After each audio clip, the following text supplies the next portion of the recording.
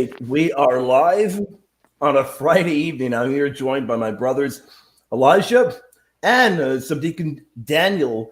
We're going to be talking about Holy Mary in the Syriac Fathers, a topic that we've talked about it before, but I think that the last time we talked about it, we've probably read a whole lot more. We've done a lot more research. All of us have delved more into the issue. We've all been part of multiple debates since then. Thank the good Lord we're still here, and I'm very blessed to be joined by you two gentlemen. Gentlemen, how are you tonight? Doing well, brother. How are you guys? Good. Thank you for having us, William. We appreciate it. I'm thrilled to be here with y'all. Just I know we're gonna have a ton of fun, but you know what? I want to give the proper due honor to Holy Mary. I would like to open up in prayer before we begin. If you gentlemen don't mind, I'd like to begin with the name of the Father, Son, and the Holy Spirit. Lord, allow all of us this evening to speak the truth of your word, to talk about the truth of Holy Mother Mary, your Immaculate Mother Mary, the Perpetual Virgin that we give honor to, that we venerate, that we love, because she's truly the Mother of God. She's truly our Holy Theotokos. Allow us to talk all truth, speak all truth in brotherly love, and to give all honor to our triune God. We ask this in the name of the Father, Son, Holy Spirit. Gentlemen, I'm thrilled to be here with you all again. I've talked to you. We talk all the time, whether it be via phone or through message, and it's particularly a really important topic. But to kind of toss it right out there immediately. Let me ask you, Elijah. One thing that I do encounter, and then I'd like to get your thoughts on it, Subdeacon. People tend to get really confounded when they hear Syriac Fathers. Oh, well, you know what? We know about Augustine. We know about St. John Chrysostomos. We've heard of all these figures, but then they hear an Ephraim, then they hear a Jacob, and they're like, well, who are they? They get a little bit confused about them. Is that something that you encounter a bit often, Elijah? Absolutely. Even among Catholics as well. Yep. They don't know who the Syriac Fathers. They've heard of Ephraim. That's the famous one. He's a doctor of the church. But they haven't heard of the other ones which follow him or even precede him. And especially, like you said, Protestants. They've heard of Augustine. They've heard of all the famous church fathers. But then you go into Jacob. Like they probably can't even tell you who it is. They can't tell you what century he came from, or it's just kind of unfortunate because all the accusations that they make about Catholics and Orthodox, they go out the window once you look at the Syriac Fathers, because they're kind of like the bridge between, the Greeks and the Latins, right? Because you have the Greeks saying one thing and the Latins saying one thing sometimes, and then you have the Syriacs who kind of like a bridge between the two. And if the Protestants were to read the Syriac Fathers, I think a lot of their misconceptions would be answered. Yeah, I agree. Thoughts on that, Subdeacon Daniel? Yeah, so I agree with what Elijah said about it. It really throws all their presuppositions out the window, because what Protestants are accustomed to dealing with is what I call imperial Christianity. They think they're familiar with it, but they're really not. And it's Latin, Greek, mainly probably Greek fathers, some Latin fathers.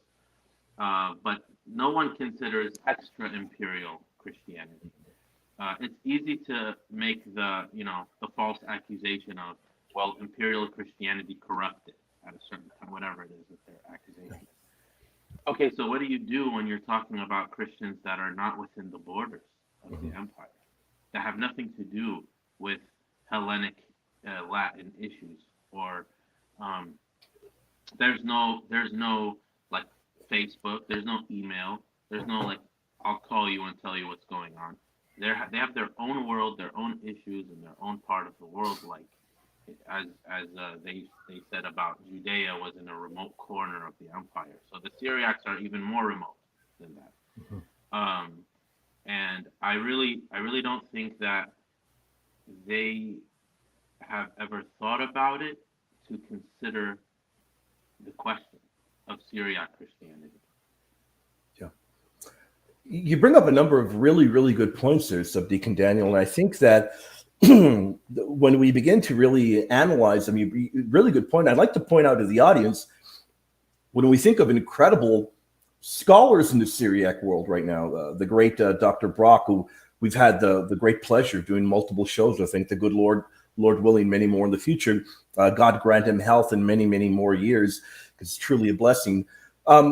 Stop and think, and you look at their scholarly works, and none of them are going to ever claim, well, look, you've got an Ephraim, you've got a Jacob, or any of these that are, they're looking at these, the rise of monasticism, and they're ripping this off and they're copying it, and they're then in turn, for them, it's convenient to believe Saint Mary is perpetual virgin. To me, that not only is that ludicrous, there's no evidence of that. The great scholars would not ever even claim that. And then you have this belief widespread. And to me, when we look at the Syriac fathers, this to me is an incredible mark of Catholicity. You've got it all over the world, everywhere you look. In fact, as I was talking to you, maybe about a week or 2 weeks ago, by the way, for people that may wonder, Subdeacon Daniel was an incredible help for me. I bounce thoughts off of him before debates. We talk about things. In fact, Elijah is an incredible help as well. And one thing that we realize is, look, a mark of orthodoxy in the early church was believing Holy Mary to be perpetual virgin. You're not going to encounter an early church father that will deny Holy Mary remain perpetual virgin. You just don't find it. Maybe you'll find a heretic here and there who had very poor Christology, but you don't find an early church father denying it. And when you look east, west, you look everywhere, and you look at the incredible Syriac fathers, this to me lends the fact that this is Catholic, this is universal.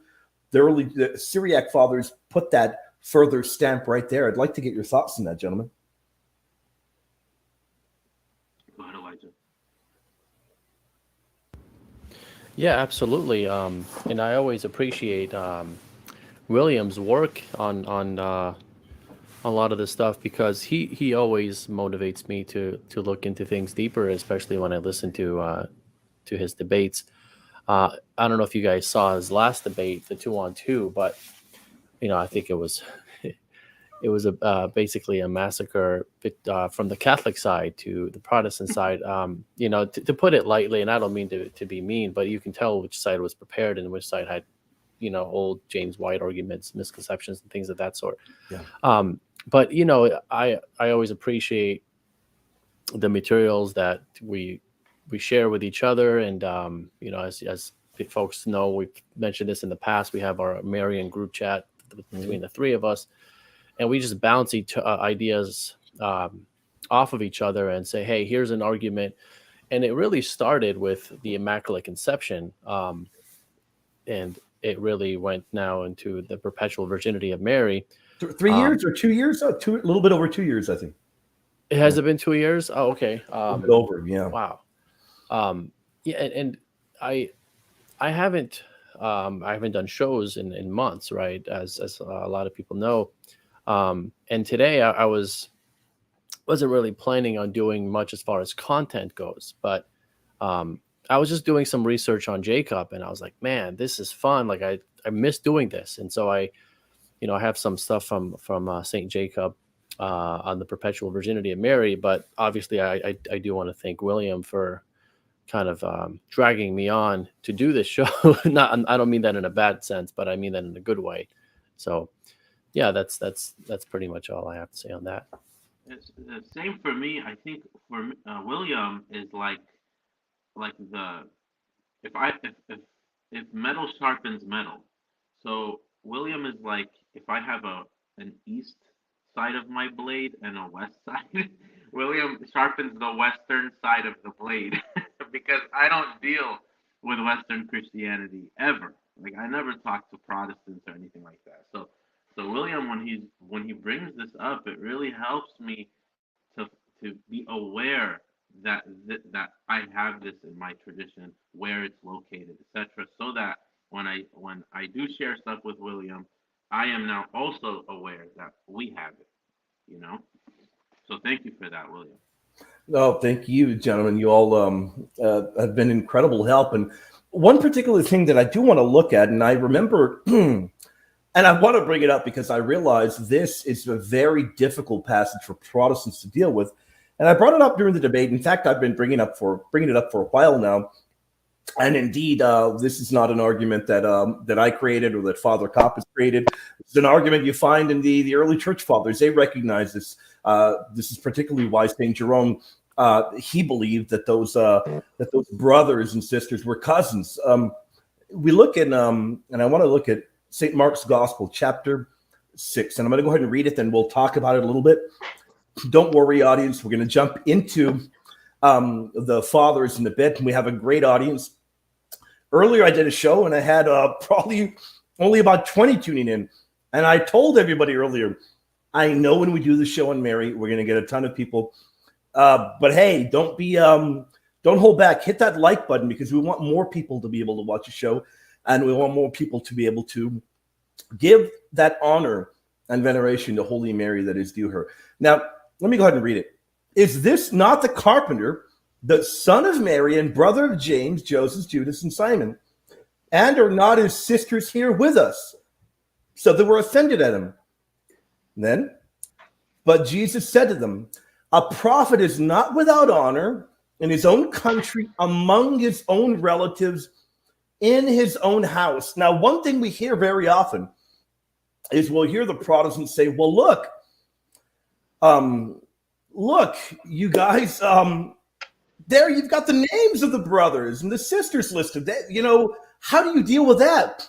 And then they're going to tell you, and they live in his own house. How are you going to deal with that? Well, let me break it down for you, because right there you have the answer in verse 3. You have them named, and then in verse 4, we're told how are they related to him? Because as you all know very well, in the Bible, you can have people called brother. He doesn't always literally mean their literal brother from the same mother. How does the author define brother here and sister? Well, the definition is right there.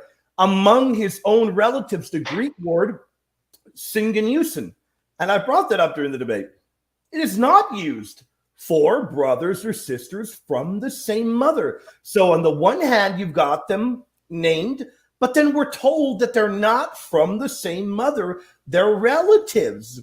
That very same usage is used in Romans 9:3. We read of brothers, and then the brothers are identified as syngeneusin, relatives. Josephus uses it as well. It was common to do that. It was common. But I think that when you look at that and you realize right there within the text itself, they're listed, and then we're told, well, okay, how are they brothers? And then we're told how. They're related, but they're not from the same mother. And I remember I've talked to Elijah and to Daniel before in the past, and Subdeacon has given me an incredible point that he made one time. He said, yeah, look, it's common in this culture, to refer to people as your brother or your sister. And I remember talking to Elijah about the same thing. And even today, if we look in parts of Mexico and other areas around the world, they continue that kind of cultural way of referring to people in your home or people that you're related to. Not all of them from the same mother. Now, gentlemen, I'd like to get your thoughts on that. If you could perhaps chime in on that.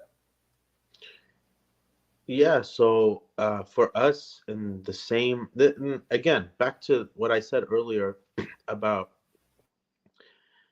like, sorry to burst the bubble of the Protestants, but not everything was in your Western languages or Western ways of thinking.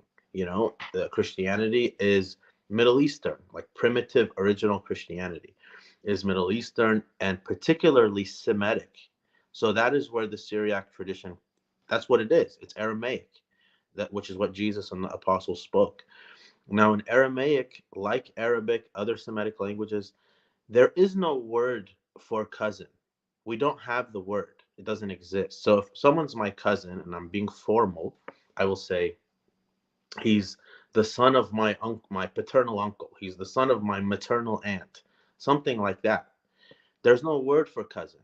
So till today, in certain Syriac-speaking communities, Aramaic-speaking communities, they don't say that. They say, my brother and my sister, about these. So the gospel writers, being first century Aramaic-speaking Jews, are writing in Aramaic thinking, writing in Greek.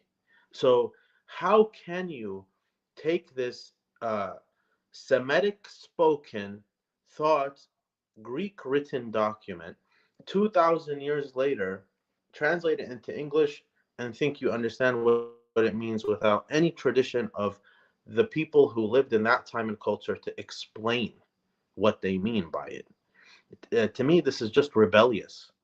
There's no excuse for that.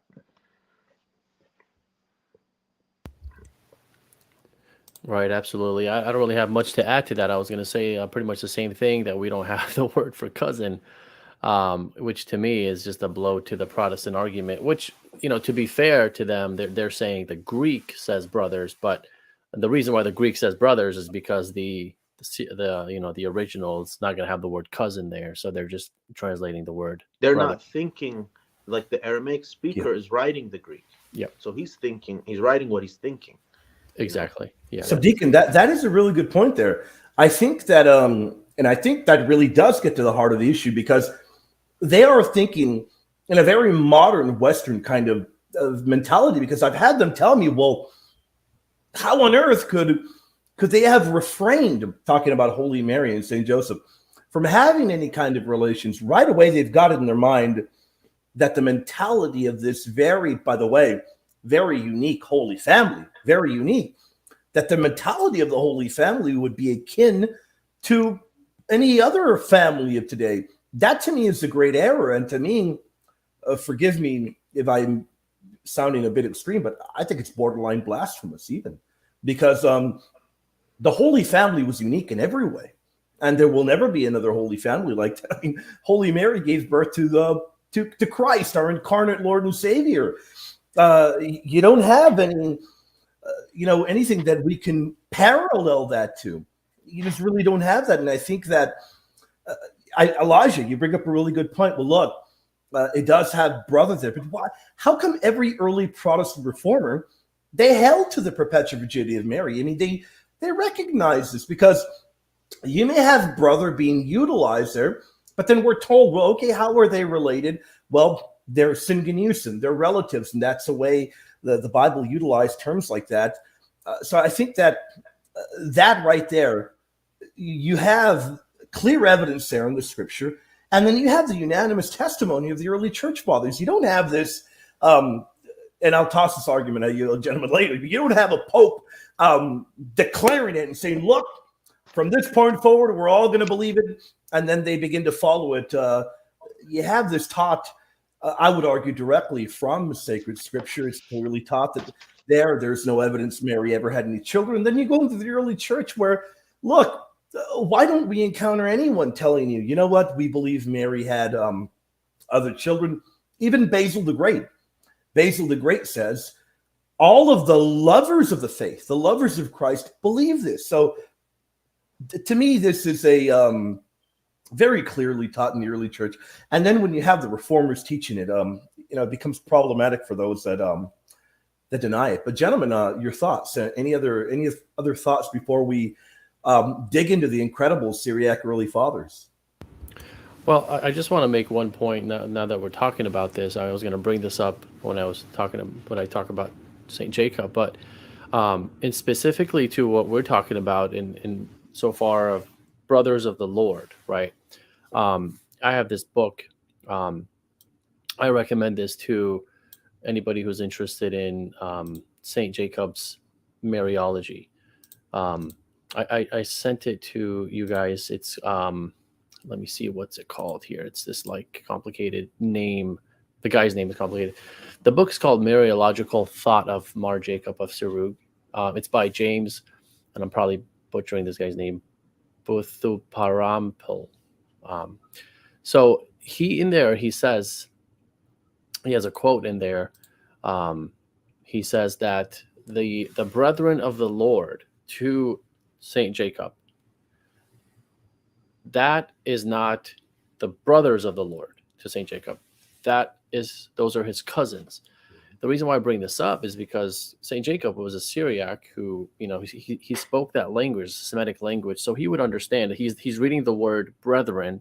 It didn't like, oh my gosh, it's the word brethren, like that's going to ruin my teachings on perpetual virginity of Mary. No, it wasn't like that to him. It was like, oh, this is obviously cousins, because he understands the historical context. But I'll bring that up in the show. But we were just talking about this. I wanted to just kind of throw that out there.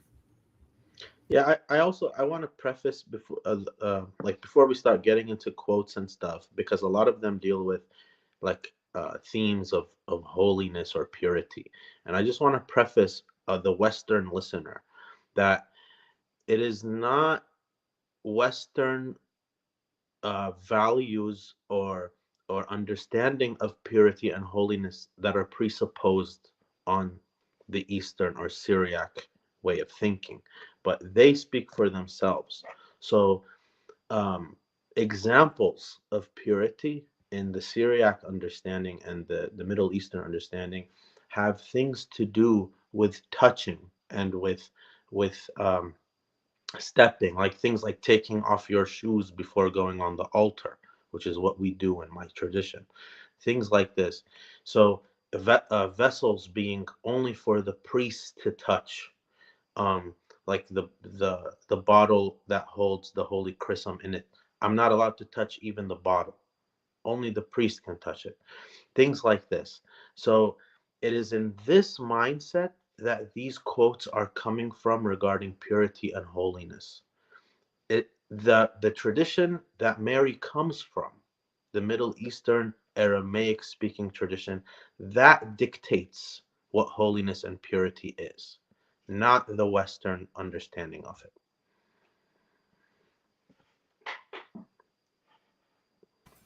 That's a fantastic point there, Subdeacon Daniel. And to that very point, I think that when we begin delving and looking into the writings of the early Syriac fathers, I think the one thing that people, our evangelical friends, Protestants, they'll hear language like the pure mother, the pure virgin.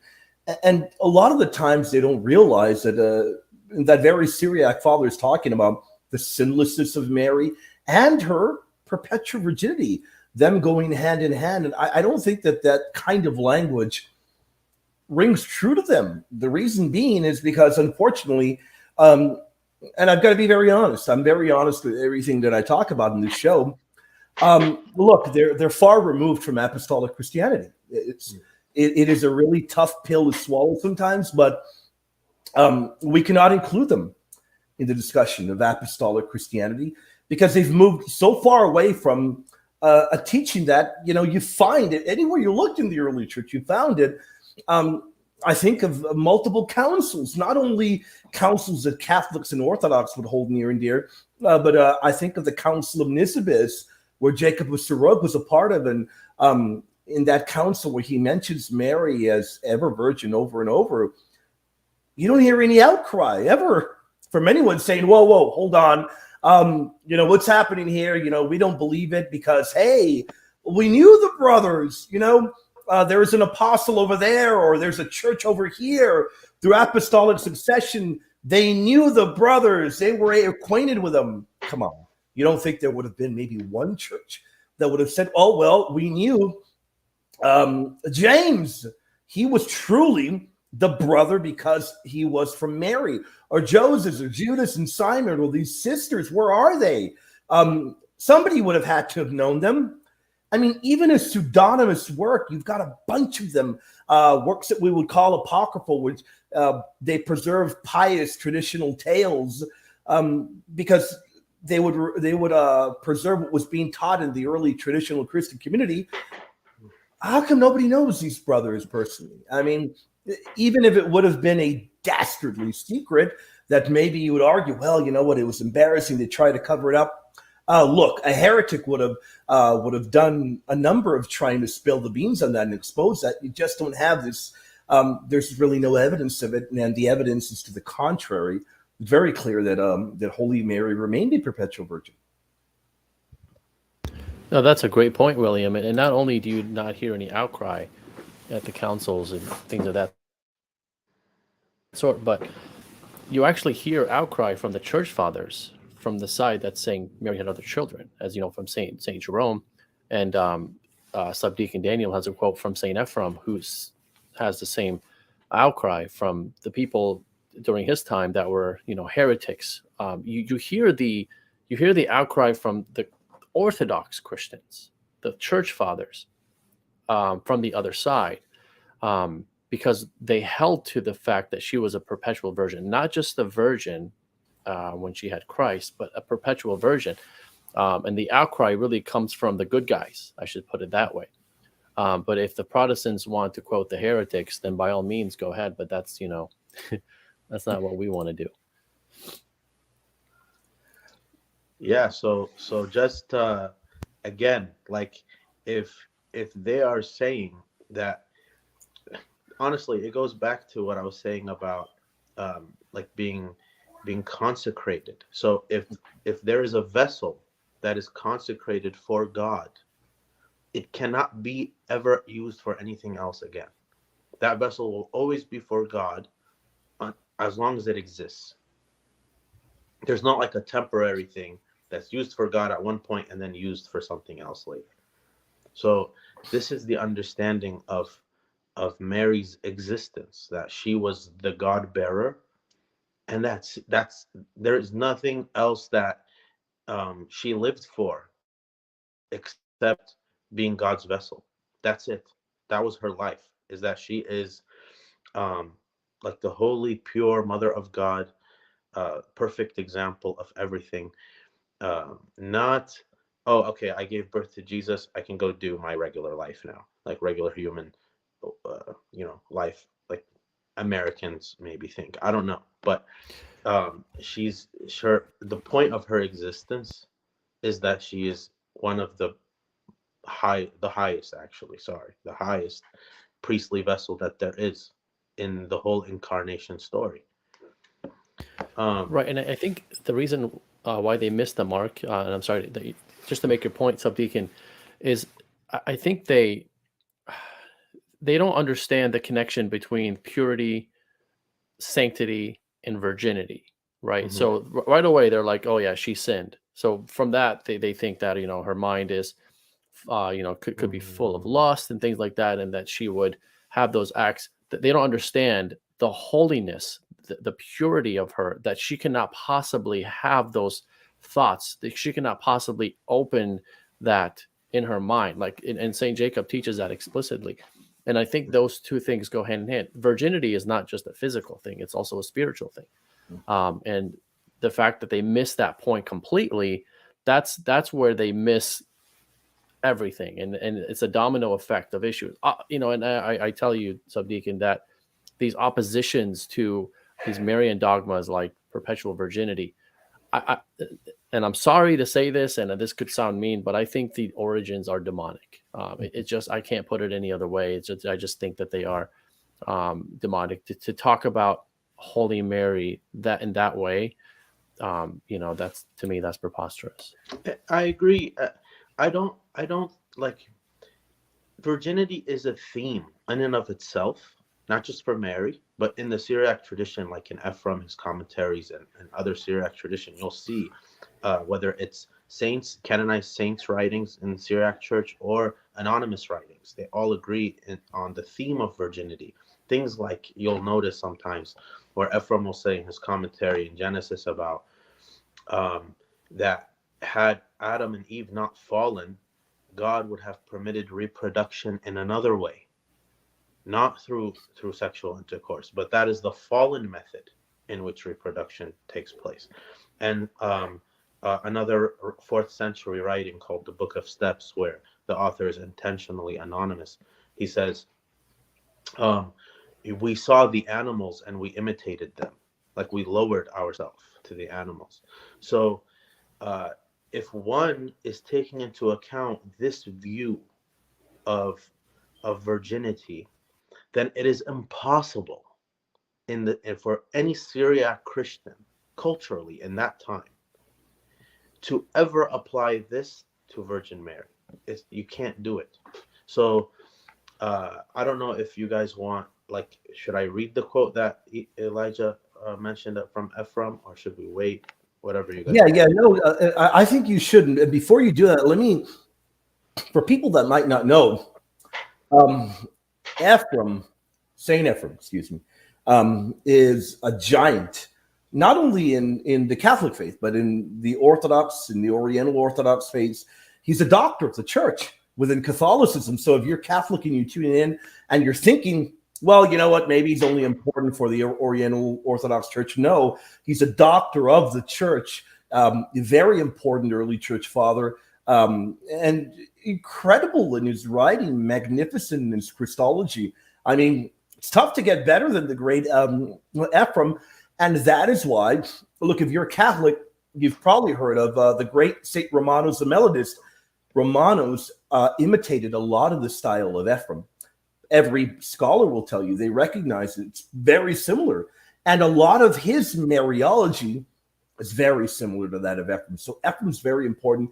And when we talk about these quotes, pay attention, because you're getting, this is gold. I mean, it's just incredible to be able to imagine what was going to the mind of this incredible early church father as it gave the honor due to Holy Mother Mary. And really, we invite our evangelical friends to read scripture and realize every time you encounter Holy Mary, when you encounter her in Luke 1, the incredible praise is bestowed upon her. When we read of Hail Mary, full of grace, every time you encounter Mary, it's something beautiful. You look at her in the early church, and she's not a regular woman. She is our holy Theotokos, our holy Mother of God.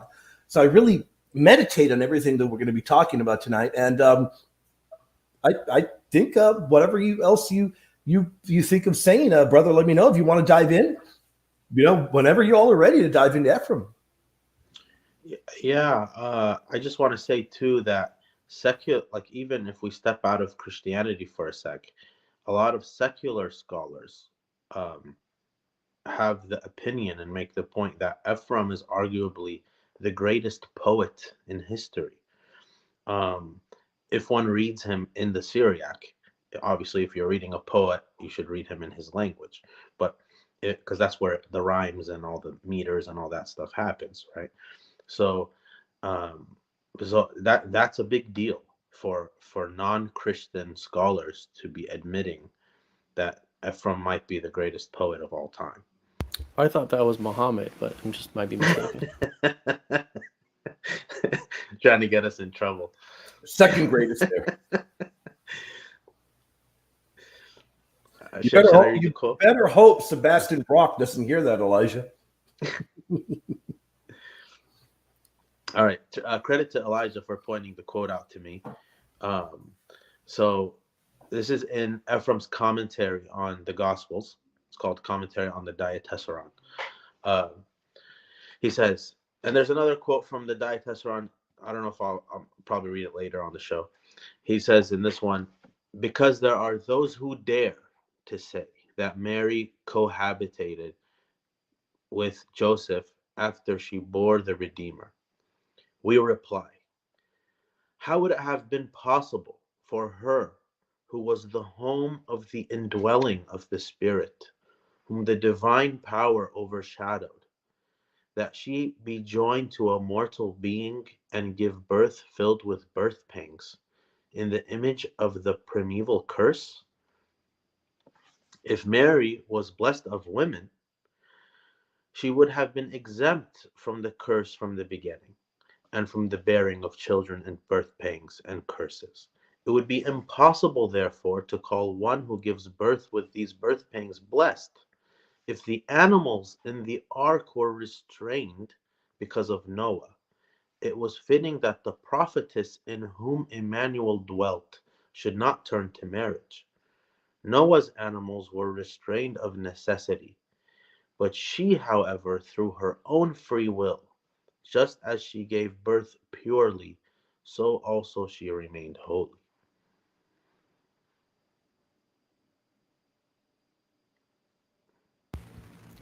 And this is what, 3rd, 4th century?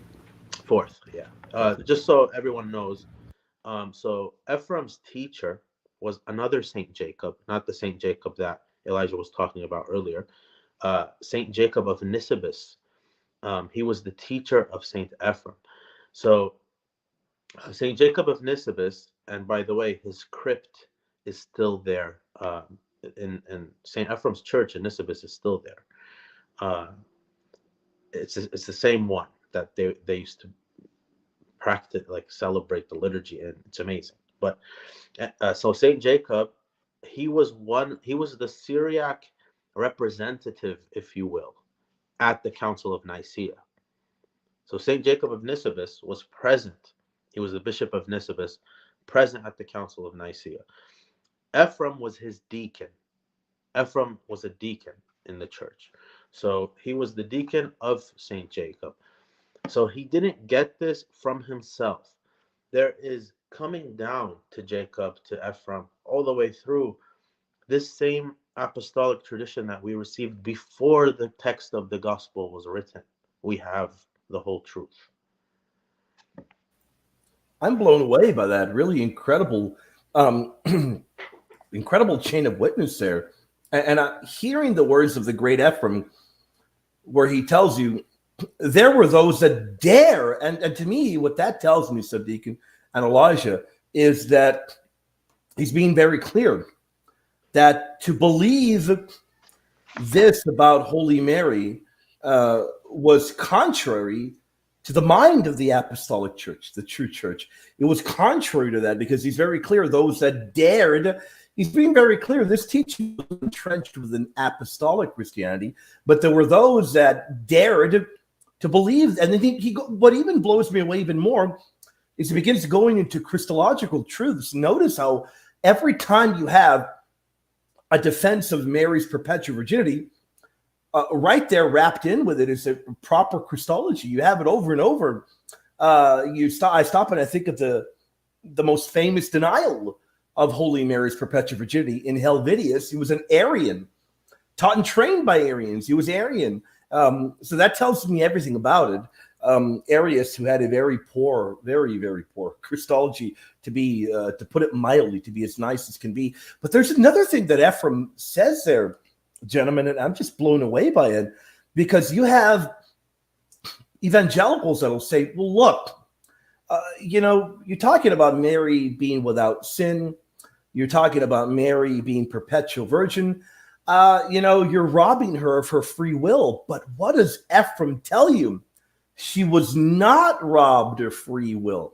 So this was not, the early church didn't think Mary was this kind of robotic figure. They believed Mary had free will. They believed she was all holy. They believed she remained perpetual virgin. Gentlemen, I'd like to perhaps get your thoughts on that. You can go first, Subdeacon, if you'd like. Okay.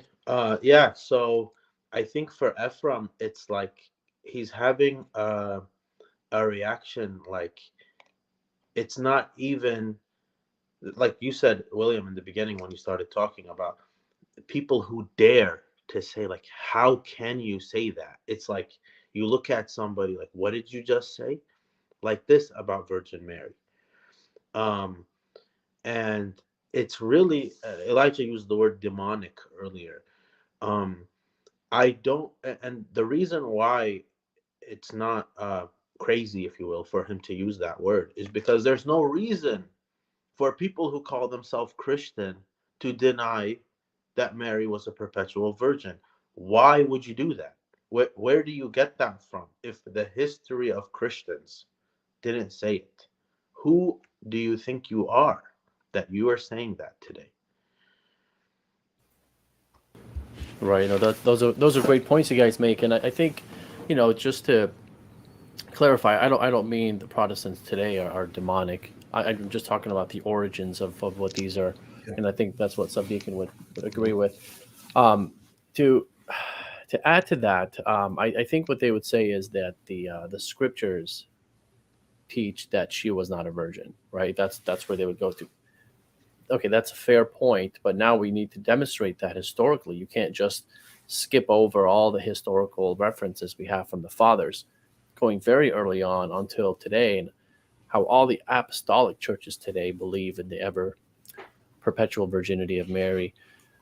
These are things that it doesn't bode with reality, right? It's you're in a fantasy world of your own, thinking that the Bible teaches that Mary had other children, and then here are all these other Christians that taught contrary, but they were all wrong.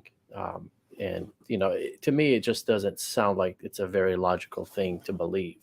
And that's why you're starting to see more Protestants using the church fathers, right? But I think, as we saw in the debate with William, the 2-on-2 debate, there's nothing to use. The church fathers, they did they even bring up one church father? Nope. No, they were not able to even bring up one, Elijah. Really good point you bring up there.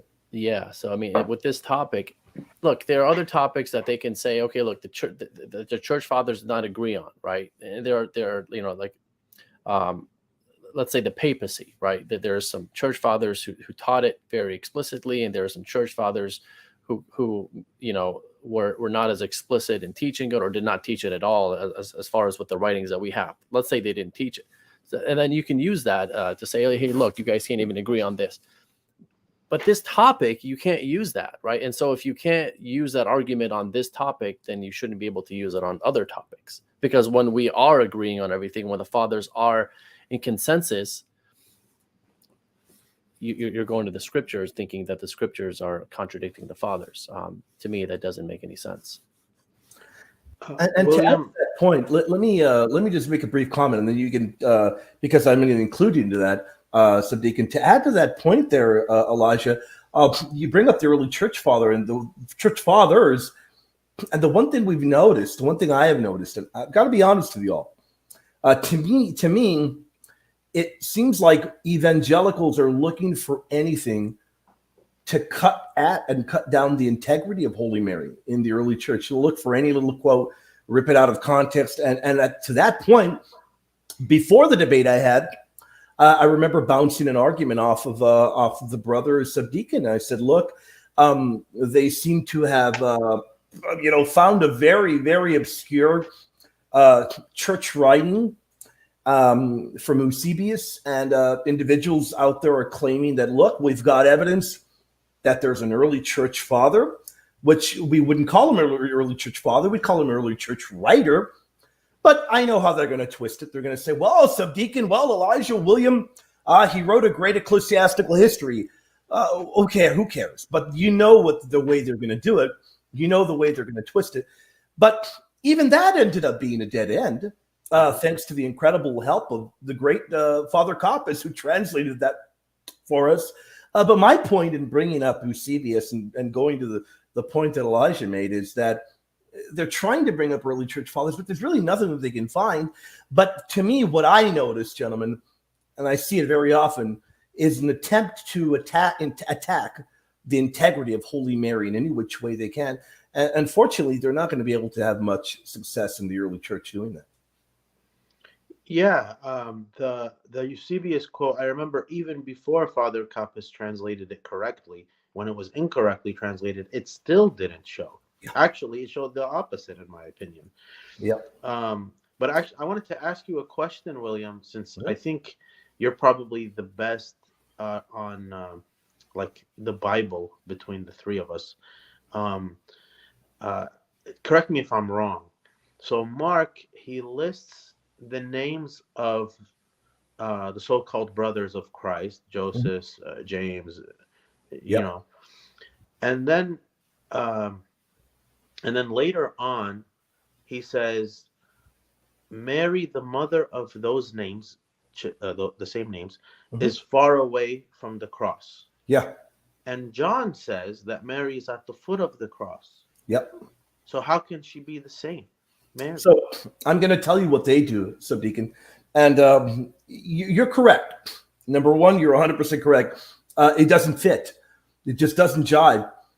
What they do now, and I want to say now because you don't find any early church father in history, even heretic, that'll do it. They will now claim that there are 4 Marys at the cross. And they go through a convoluted insane way of trying to argue that one of the Marys at the cross was Mother Mary, and when it talks about her having children, that those children are being associated with the Virgin Mary.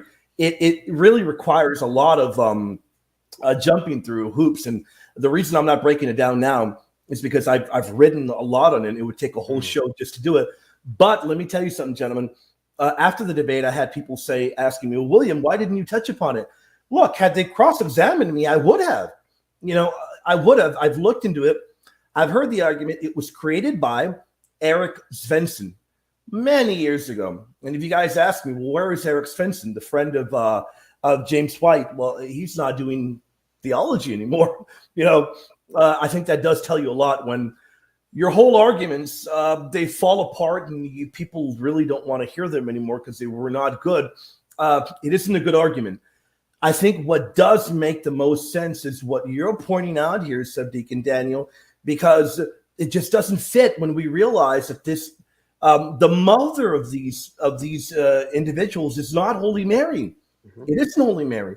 And indeed, no matter what mental gymnastics they want to jump through, what hoops they want to jump through, the Gospel of Mark is clear when it calls them relatives. And then, a topic for a whole other day would be the very fact that Mary is quoting the words that we find in Judges 11, where there is a perpetual virgin. There we recognize Jephthah's daughter. She has a terrible end to her life, but Mary's words are echoing the words of another perpetual virgin. God willing, hopefully in about a month or so, we'll be doing a show. I'll be hosting a show with Father Coppes and Dr. Brock, where they're going to talk about that parallelism there. Where, by the way, before the debate, I spoke with Dr. Brock, and I said, Dr. Brock, as far as I know, in the Syriac tradition, they recognize that parallelism very strong. And he told me they did. He said that parallelism was recognized very strong. So you've got that amazing parallelism there. There's really no doubt about it. And to me, the important thing is, look, Subdeacon Daniel, Elijah, myself, we believe in Scripture. We believe in sacred tradition. But do us a favor, evangelical, you that hold to Scripture alone, you got to give us some strong evidence that Mary had any other child. And we don't find any evidence at all.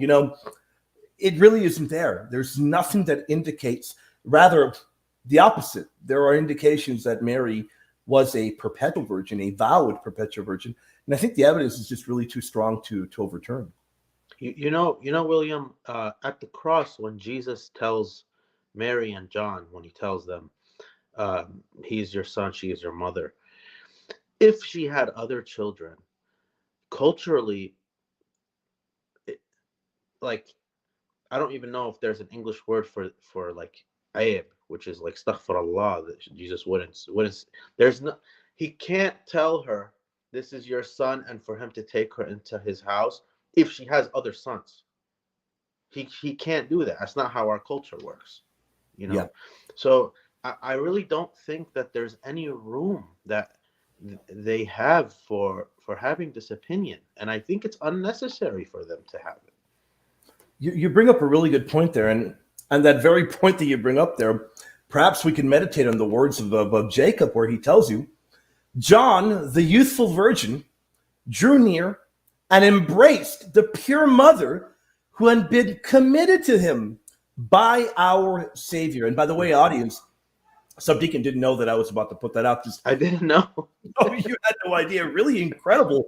But it does get to really the heart of the issue, because I don't think it's a good argument to then say, well, you know what? She was committed because the brothers, they were all unbelievers. That's not a good argument from evangelicalism. Just really isn't. I've heard them all. It's not a good argument. It would have been a grave sin to have done that had he had, other brothers that could have, Mary could have been put into the trusted care of them. And indeed, we know that the pedigree of the tradition that John did take her into his care. We know that was very strong. You find a number of early church fathers talking about that. But, looking, meditating upon the words of Jacob of is it Sarug or Saruj? How do you pronounce that? You could say it in either way. It's okay. Okay, what are your thoughts? The Syriac way is Suruk. Gotcha. Yeah. Gotcha. Yeah. So your thoughts? Maybe let me toss it to you, Elijah, first. Pretty beautiful words there from Jacob. Oh, absolutely. I mean, this, a lot of these things that you guys are saying, it's so funny. It's almost like the fathers kind of anticipated these heresies in the future, and they write just like this one, like the quote on here. It just all these things that they say, it really go out the window when you read the fathers, right? And obviously not everything is really that simple when it comes to the fathers and Protestants and Catholicism and Orthodoxy. But this one is that simple, right? It really is.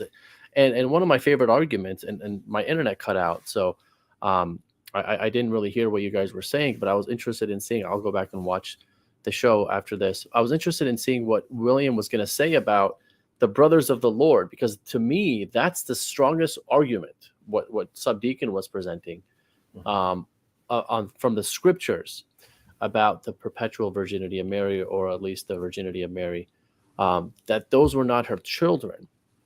And I don't know how they answer that, but I can tell you how the fathers answered that, right? And if that's important, which I think it should be, then there really is no question. And there's just so many things that we can point to, and we can do a whole show. So St. Jacob has these themes of the virginity of Mary. He has like 10 themes. You can do a whole show on each theme, on her virginity of, this is just her virginity, right? The perpetual virginity of, the closed door, the sealed letter, the unplowed field that produces corn, the unpruned vine that produces grapes, the thirsty land that germinates a shoot, Gideon's fleece. All these, he takes these themes, and they're all biblical. And he takes them and he shows the perpetual virginity of Mary from the scriptures. Now you say, okay, well, who cares about his interpretation? Well, who cares about your interpretation, right? Yeah. That's really my rebuttal. The reason why we should care about his interpretation is because he lived closer to the time of Christ, and I think his interpretation should have more authority. But yeah, go ahead. I'm sorry. Yeah, I was going to make I was looking at popping open the Bible and looking at we read of James and Joseph in Matthew 13:55. And by the way, for you all, we'll do a whole show one of these days. He's talking about this topic. I'll briefly touch on it right now. We recognize that these. I'm looking at it right now. I'm going through my notes and I'm looking at the Greek. Okay, these are not the children of Jesus' mother, because then you look in Matthew 27:56. It refers to James and Joseph as the sons of the other Mary. And I want to put the Greek up here. And by the way, good luck finding a scholar that is going to believe that is going to take the position that the other Mary in the Greek, literally called the other Mary, none of them would have taken that position, that it was that's referring to the Virgin Mary. That actually, that's ludicrous. So you look at the way the Greek refers to this figure, and the mother of James, Joseph, and Salome is the same woman. It's not Mary.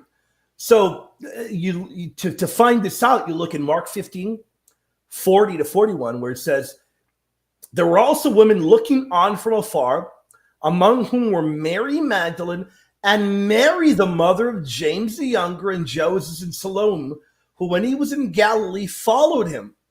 And then in Mark 15:47, Mary Magdalene and Mary, the mother of Joseph, saw where he was laid. And, we can go on and on and on. But the very fact that this figure is not identified as Holy Mary, but rather as the other Mary, look, people knew who Holy Mary was. You're not going to have any gospel writer referring to Mary as the other Mary.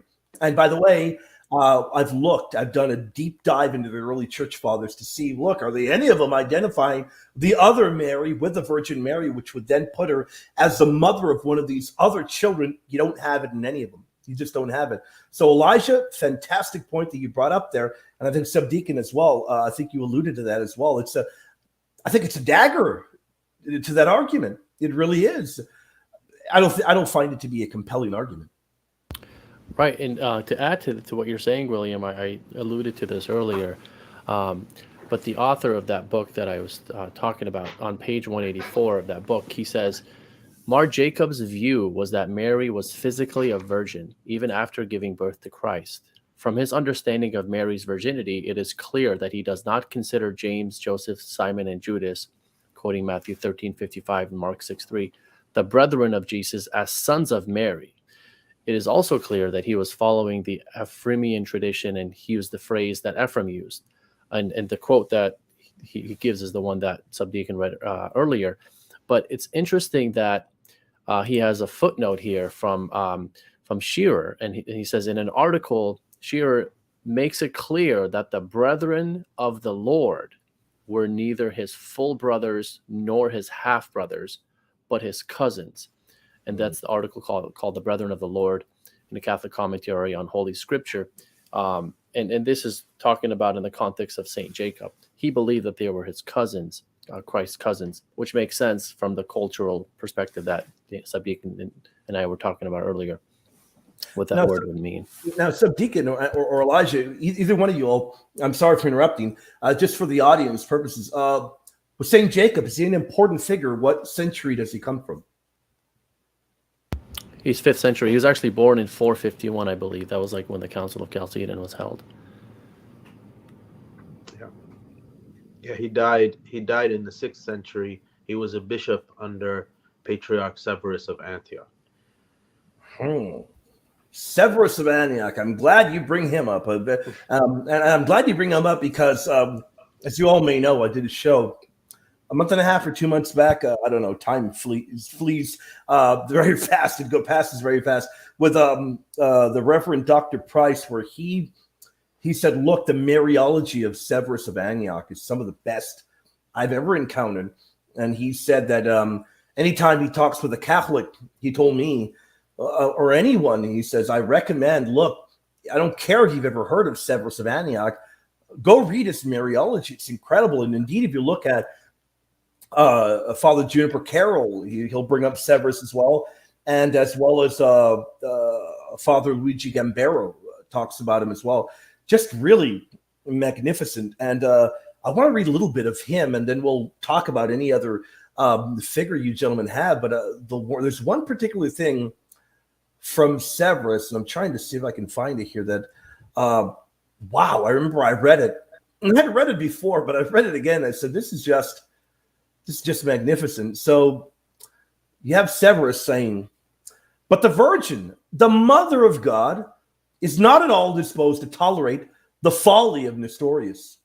For how could she not be the Theotokos, since she brought into the world as her child the mighty God, the angel of great counsel, the wonderful counselor, the powerful, the Prince of Peace, the Father of the age to come. Now, we talked about it earlier, gentlemen, and I want to kind of maybe park it on him for a little bit and emphasize how the one thing that I notice over and over in these incredible figures of the church, these great early church fathers, is you read a great, magnificent defense of Holy Mary, Mary as Mother of God, Mary as Virgin, ever Virgin, and right there with it is just such beautiful Christology. Incredible. I mean, there you have the angel of the Lord, the mighty God, the angel of great counsel, the wonderful counsel, all of those amazing, magnificent Christological titles for our Lord. It really does, to me, get to the heart of the issue that these are such, it goes hand in hand. A proper Mariology goes hand in hand with a proper Christology and vice versa. It's kind of your thoughts, gentlemen, on this, because when we give honor and veneration to Mary, ultimately it goes to God. And you ask any Catholic that, they're going to tell you that. You ask any Oriental Orthodox status. Well, they're going to tell you that as well. Isn't that true, Subdeacon Daniel? Oh yeah, for sure. And notice the source that you're giving here is a homily. So it's something that Saint Severus spoke. So then that kind of brings us back to that world and that time, that not everybody's going to church with their leather-bound Bibles and their highlighters, right? So they don't have any of these texts that we're sharing with you, but what they have is they have the liturgy that they memorized, and they have the prayers of the hours every day that they memorized. So then the theology of the faithful Christians that are living in these times in the Middle East and the Semitic speaking places, their theology and their faith is not necessarily depending on what they're reading, rather what they have inside of them, as he says, I think in Jeremiah, I have written my law on your hearts. So then they are praying these prayers and believing in this faith that they have received century after century, protected by the Holy Spirit, that has, as William said, the correct Christology hand in hand with correct Mariology and correct theology. So that this is something that the faithful are responsible to hold on to, because they're not responsible to all be theologians or to all be historians or linguists, but they are responsible to be faithful to the prayers they're saying. So this is what we have. This is what we believe. Everything you guys heard Elijah quoting from Jacob, the themes, the fleece of Gideon, all this stuff, this is in our prayers every day. Like, these are in our daily prayers. We say that. And I bet you most people don't even know who said this quote where, but it's in our prayer, so that they know when they're praying, this is what we believe about Mary. And this is what we've always believed about Mary. So someone can be illiterate and still be saved. You don't need to be able to read to be a good Christian.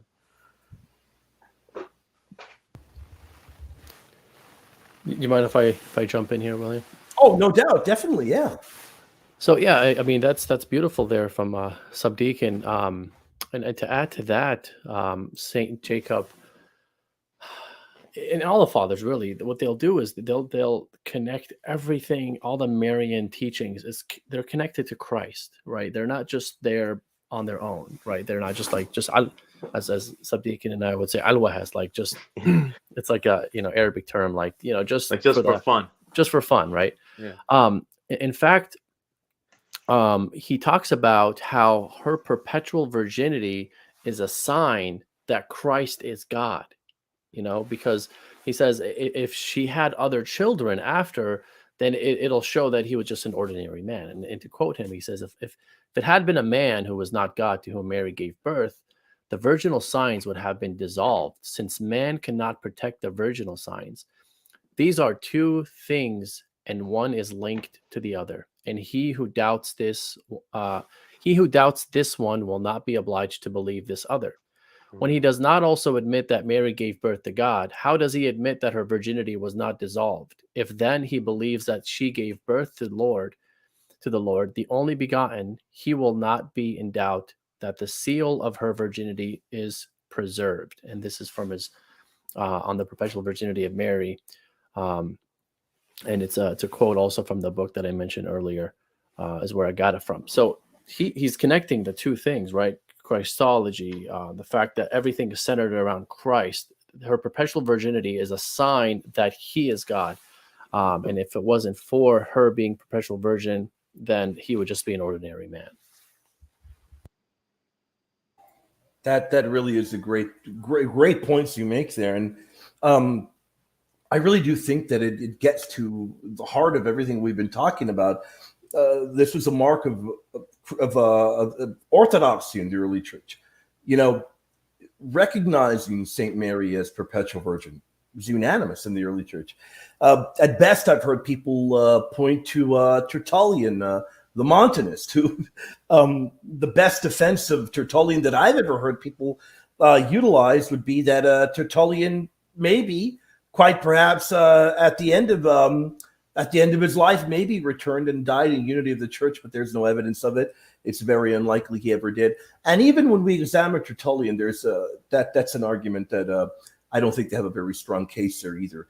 But a topic for a whole other day. But one thing that I think people that are tuning in maybe don't realize when they hear liturgy, they don't realize why is liturgy important. And earlier I was talking with Subdeacon Daniel and Elijah. You all brought up some very important liturgical texts, and liturgy is massively important. I don't think people realize how important it is. They may think liturgy and they'll think, unfortunately, and I'm not saying everyone, but a lot of people may think, well, you know what, we hear liturgy. Are you all talking about, maybe little pamphlets that you find there in the pews, nothing very important, without realizing that our liturgy is ancient. And it's very, very ancient. It points towards biblical, historical truths of our ancient faith. Is there anything in the liturgy that we find perhaps that can point towards St. Mary's perpetual virginity? And gentlemen, maybe we can talk about why is liturgy, liturgos, in the Bible, why is it important? I think it would be edifying for the audience to maybe perhaps hear that. Maybe Subdeacon, I don't know if you want to go first there. Yeah, sure. So the liturgy is in the Syriac Orthodox Church and in the Church of the East. These two anaphoras are the oldest active anaphoras in the world. So the anaphora of the Church of the East is the anaphora of Mar Edday, who was the twin brother of Thomas. And the anaphora of the Syriac Orthodox Church is the anaphora of St. James, the brother of the Lord, ironically, who we're talking about. So that he taught us this anaphora, and Mar Edday taught us the Church of the East anaphora. In the liturgy, we have a prayer. I'm getting it now. Let's see. It's there on the picture, but I'm pulling it up on. Okay, right here.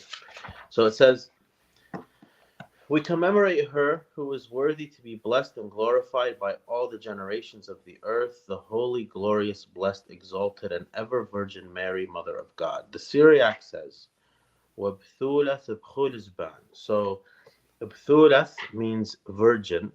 Ibchulizban means all time, like always Virgin Mary. Now, it also would it make sense here? Sorry, William. This goes back to exactly what you were saying earlier on the show. It just clicked because I'm like, this is the St. James liturgy. So it wouldn't make sense if they were Mary's sons and still didn't believe in their big brother. Mm-hmm. Because if their mother is telling them, I was a virgin with this one, so then why wouldn't they believe their own mom? They're going to think their mom is not a good woman? Astaghfirullah. Like, we can't even say that. So the whole argument is illogical. And I don't even think they've thought this out, to be honest. They haven't thought this through. It can't be. Like, I'm giving them the benefit of the doubt that they're ignorant. Yep. That's a very big benefit. Yeah, I don't think they've really thought it out either. Not at least not very in a significant manner. Elijah, your thoughts on that, brother? Yeah, no, those are great points. I don't have much to say on the liturgy part, but I do have something that I think kind of connects the point that Subdeacon is making. From St. Jacob's standpoint, he doesn't look at the perpetual virginity of Mary as something you investigate, or you go looking into and researching. And there's nothing wrong with that, right? We do that today, and that's okay, right? He looks at it as something that comes from love and awe, and it's it's something that you appreciate, right? And that's the point from the liturgy. That's how we look at the liturgy. We're not supposed to look at it as, we go look at the word in the liturgy to see what it says, even though that's helpful. But the whole point, and the whole point of this show isn't really to just research things as if we're talking about a book or newspaper. We're talking about divine mysteries, right? And we have to keep that in mind. And St. Jacob always brings us back to that reality, no matter how much he's trying to prove all these imagery and all these things, and he's talking to his opponents and proponents. At the end of the day, this is about divine mysteries, and that's what we have to focus on more than anything. Beautiful, beautiful point there, Elisha. Without a doubt, that's a magnificent point. And there is a where is it? Let's see if I can find it. There is another quote from Severus, and by the way, again, Severus of Antioch. Check out his Mariology. We mentioned a number of books you can get a hold of where you can read a few quotes. I don't know if there's particular books of his works of his translated completely in English. I know that Subdeacon would probably know that better than us, but let me go ahead and read this. Severus of Antioch. If you want to know how it happened, your investigations remain blocked by the seal of virginity, which this birth in no wise violated. And that which is sealed is absolutely untouchable. It remains secret, and one cannot speak about it at all. Someone then, struck by this prodigy, will cry out like Jacob, "How awesome is this place! This is the gate of heaven." Homily 67. Yet more magnificent Mariological language from Severus of Antioch. Just really beautiful language. And I think that once we get to this this period of church history, we have magnificent meditations on Holy Mary, just beautiful kind of language being put forth there. I think it really is this kind of Mariological language and musings and theological pondering is just really beautiful. Gentlemen, just your thoughts on this particular figure, and feel free to mention any other Syriac father you may have on your mind as we perhaps ponder upon this for a moment. Well, I have another quote from Ephraim, and I also have three Awesome. quotes from prayers. So what would you like? Yeah, brother, whichever way you want to go. Okay. I mean, whichever way. Okay, Maybe Elijah, maybe you have a preference. It's whatever you want, brother. I'm going to do the Ephraim quote because the Severus one and the ones that Elijah spoke earlier today, they're very much in line with the ones that are in the prayers that we say. Yeah. But I would maybe later, I don't know, we'll read them because they're very powerful. But the Ephraim one, this is again from his commentary on the gospel regarding the jars of water that turned into wine. He says, "He made wine from water, therefore, in order to give proof concerning how his conception and his birth took place. He summoned 6 water jars as witness to the unique virgin who had given birth to him. The water jars conceived in a novel way, not in keeping with their custom, and gave birth to wine, but they did not continue to give birth. Similarly, the virgin conceived and gave birth to Emmanuel, and she did not give birth again.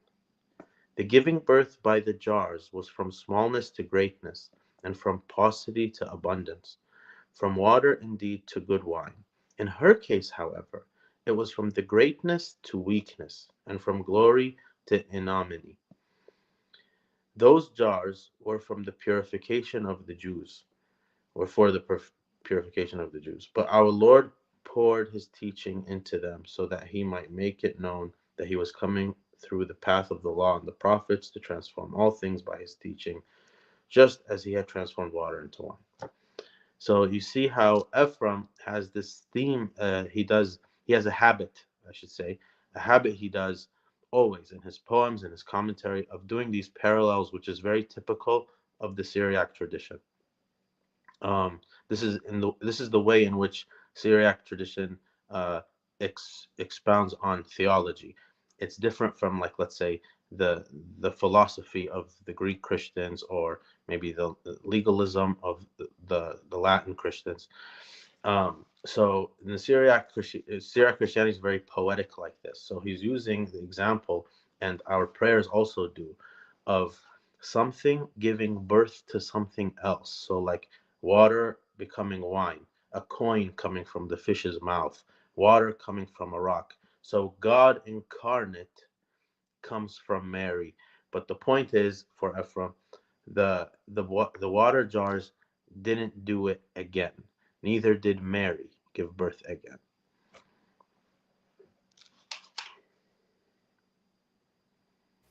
Your thoughts there, Brother Elijah?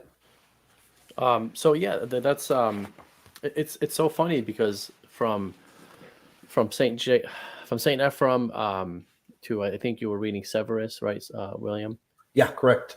And then here I'm gonna look into Saint Jacob, and it's so funny how you can see the Syriac theme there, right? I'm not sure if Severus would be considered a Syriac father or not, but he had that kind of mentality, right?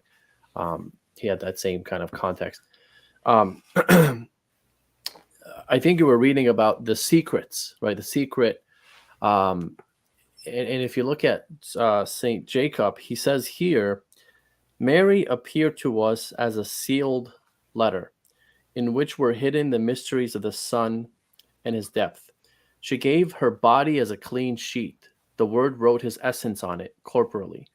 The Son is the Word, and she is the letter, as we said, by which forgiveness was sent forth to the whole world.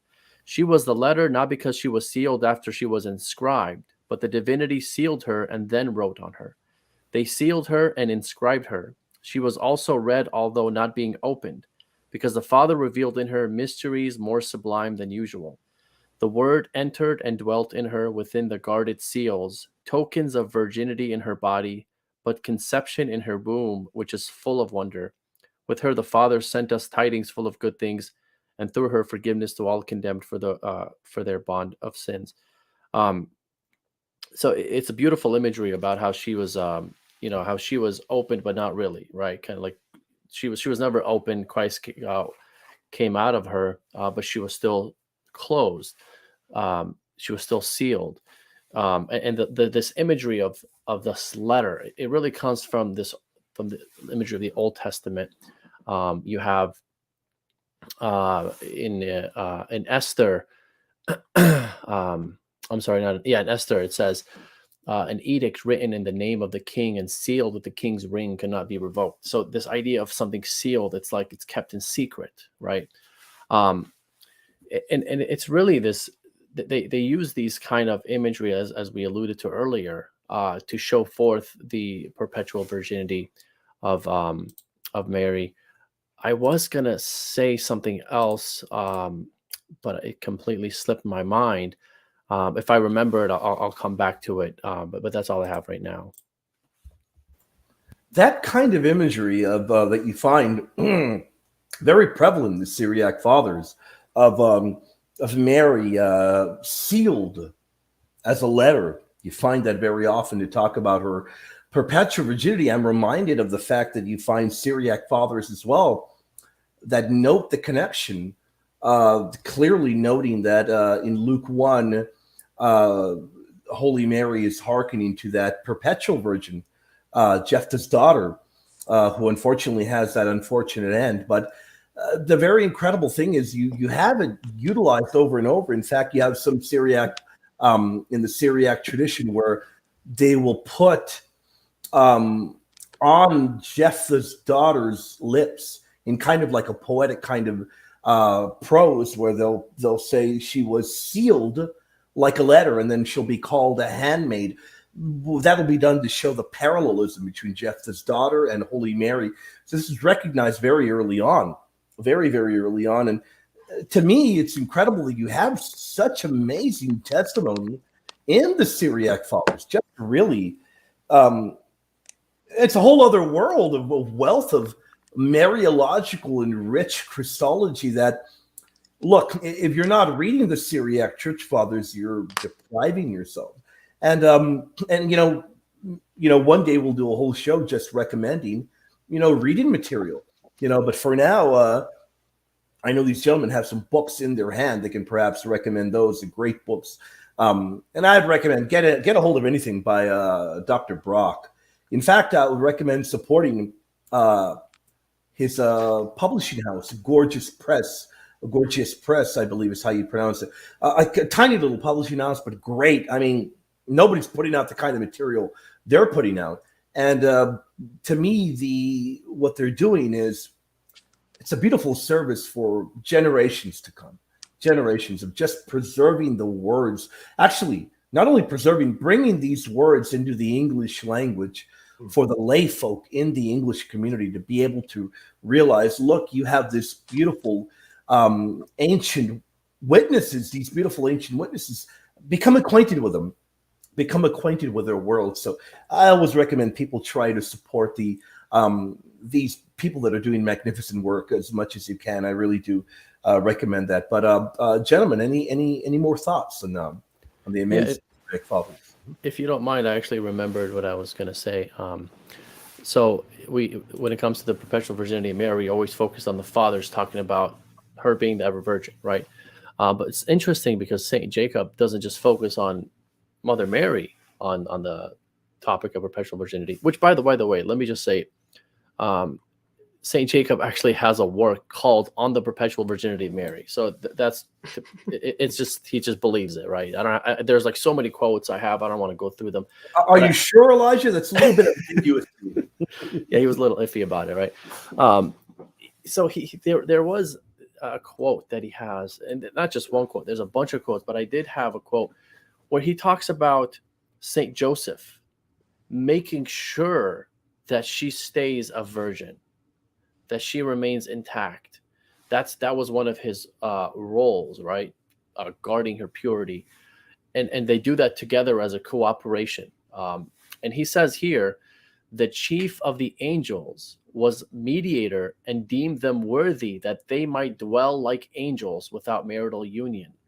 In virginity and in purity and in holiness, they persevered in a marriage full of holy things. Right. And like I said, he has like a whole section on this. And I just picked, a couple lines. I can do a whole show on this. The emphasis that it wasn't just the virgin, it wasn't just her consent, it was also his consent. And I think, that's just a huge blow on if you want to say, oh yeah, she was a virgin when she had Christ, but after that, not really. Or who really believed that? I think it doesn't get any more explicit than that when you're involving the husband saying, oh, I'm not going to touch her. And he literally says like the words like that. I can't touch you. I can't, it's not what you're for. Right. So. And, the point that you bring up there, Elijah, I think that you would probably find in the Syriac fathers as well, although it's an area that I admit I haven't done a deep dive of research into, but I imagine even the Syriac tradition, you would find the clear teaching that St. Joseph was a holy and a righteous man. And in my opinion, it would be besides St. Joseph, to ever even think of wanting to have relations with the Mother of God. I mean, he was just horrified at the very idea of many things that happened in his life. Imagine the idea of touching the new ark of the new covenant, of touching the Mother of God. It would have been beside him, I imagine. But again, the very fact that our tradition holds St. Joseph to have been a great and a virtuous man, I don't think that those kind of carnal thoughts that perhaps invade other individuals' minds would have been in the minds of such a great saint. But perhaps you can share your thoughts on that, Subdeacon Daniel. Is St. Joseph viewed as a holy, wonderful figure in the Syriac tradition as well? He's of course a saint for us. Yeah. He is not emphasized, which is, I think, typical of Eastern traditions. Mm-hmm.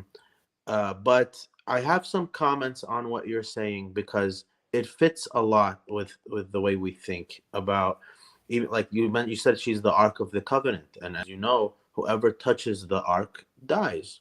Yep. And what was in the Ark? It was the Word of God. It was the bread from heaven and the priesthood, which is exactly what is in the womb of Mary, Jesus himself. And if you don't mind, William, if I can just read some prayers we have, because I just want the viewers, maybe they're not going to be exposed to this richness in somewhere else, Definitely. So one of them, this is from the Vespers on Wednesday. We say, "Glory to the Son of God, who was pleased to come forth from the Blessed Holy Virgin. By her ear she received him," and meaning her obedience to Gabriel, his message. By her ear she received him, and she bore him in her womb. He came forth from her womb, and it remained sealed, and confounded the unbelievers. Praise to him who so humbled himself. Praise to him who became a son of man. Praise to him who saved his church. And behold, she sings praise. And this is from Matins on Wednesday.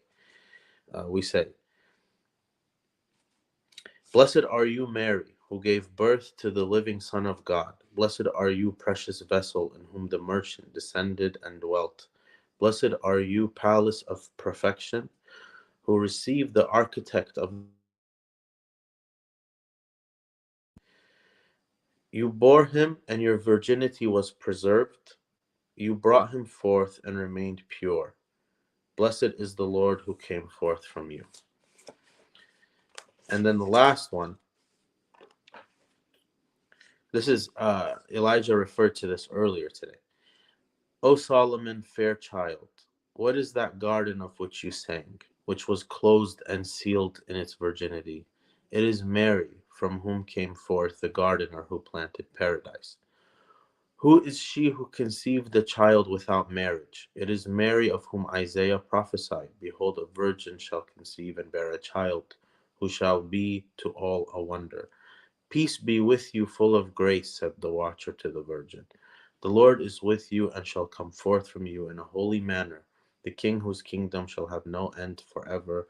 The door which Ezekiel saw represented you, Holy Virgin. Man never entered it, but only the Lord, glory to him, who so humbled himself because of Adam to restore him to his inheritance."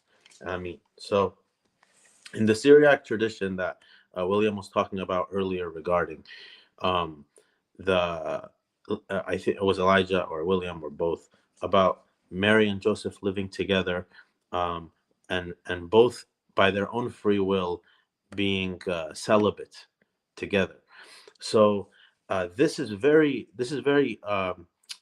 what's the word, common in the early Syriac tradition. You see it a lot. There's an order, a proto-monastic order called B'nai Qiyama, means sons of the covenant. Qiyama, is that word is related to the word for resurrection, which is a qiyamta. So if you see in the Gospel of Luke, when the Sadducees, ironically, are questioning Jesus and telling him about the story of the woman whose husband died and she married his brother, and his brother, and then they ask him in the resurrection, whose wife will she be? So Jesus answers them and said, "You do not understand the scriptures, for there is not marriage nor being given in marriage, but they are like the angels in heaven, being sons of the resurrection." B'nai Qiyamta. So this order is called B'nai Qiyama, which are voluntarily celibate people like Saint Ephraim, who was a member of this order, Saint Aphrahat, Saint Jacob was a member, Saint Philoxenos. They were all members of this order, and they were voluntarily celibate, men and women. So there could be a married couple. This is proto-monastics. So there could be a married couple who wanted to now be in the B'nai Qiyama. So then they would be voluntarily both together as married, now celibate couple living a fully consecrated life to Christ. So for Joseph and Mary to be the prototype, of course. Incredible, great points there, Siddiq, and just magnificent. I think maybe he was. I think he got cut off. He was trying to make that point. Elijah, thoughts on that until he returned? Yeah. Actually, I appreciate you letting me go here, because I can't let this show go without giving this quote, and I had it on my notes here. It's related to what Subdeacon is talking about as far as the sanctity of Saint Joseph and how it's they're both consenting to this idea. And he says, and this is Saint Jacob speaking for Saint Joseph. He says, "Because then I thought, I being Saint Joseph, of you as a married woman in in adultery, me, God forbid, that I should turn to marital union. That is far off from you. Come, enter, and be the mistress of the habitation of your virginity, and while I rejoice, I will minister to your holiness. Behold, from today I have dismissed from my mind the idea of marital union, and to your purity I am submitting myself, because your Son is my Lord.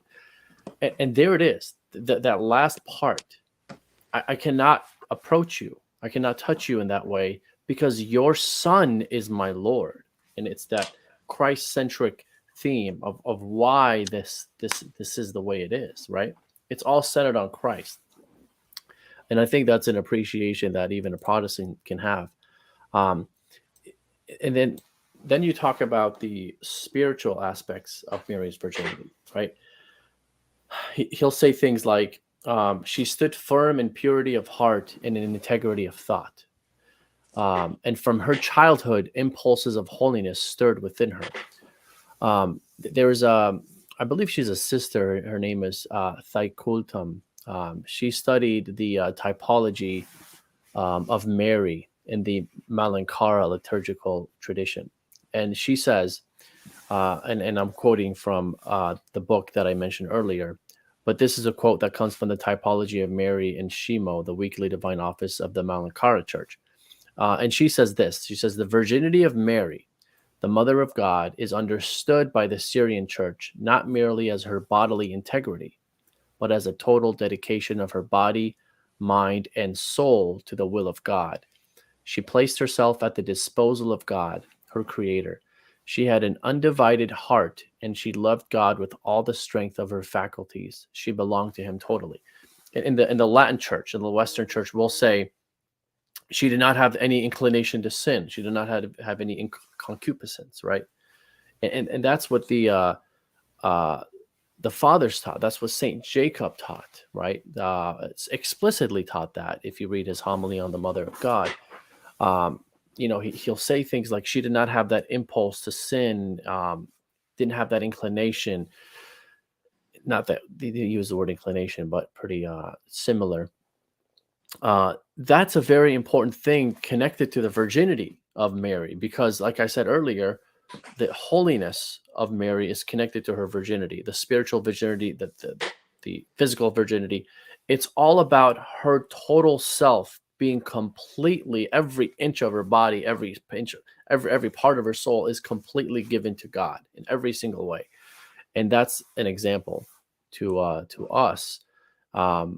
That's what we're supposed to be striving for. She's the example of humanity, the way humanity was supposed to be. And in fact, there is a quote from Saint Jacob, who he says that she was as Adam was before he sinned, right? In purity. So even in her purity, she was as Adam was, without having any stain of sin. She never committed any stain of sin.